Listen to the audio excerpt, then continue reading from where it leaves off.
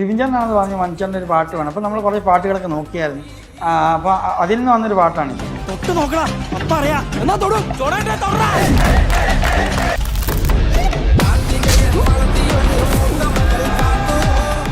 മണിച്ചേട്ടനോടുള്ള ആ ഒരു സ്നേഹവും ആദരവും അതാണോ ആ പാട്ട് അവിടെ ഓൾറെഡി എനിക്ക് ഭയങ്കര ഇഷ്ടപ്പെട്ട ആളാണ്. ഭയങ്കര റെസ്പെക്റ്റ് ഉണ്ട്.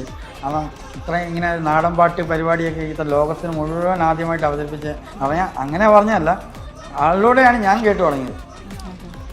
അപ്പോൾ ഇപ്പം എൻ്റെ അച്ഛനൊക്കെ ഗൾഫിലായിരുന്നു. അപ്പം അച്ഛനൊക്കെ ഇങ്ങനെ പറഞ്ഞ് ഞാൻ കേട്ടിട്ടുണ്ട്.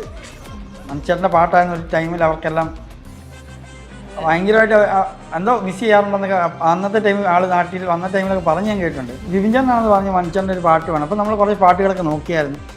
അപ്പോൾ അതിൽ നിന്ന് വന്നൊരു പാട്ടാണിത്.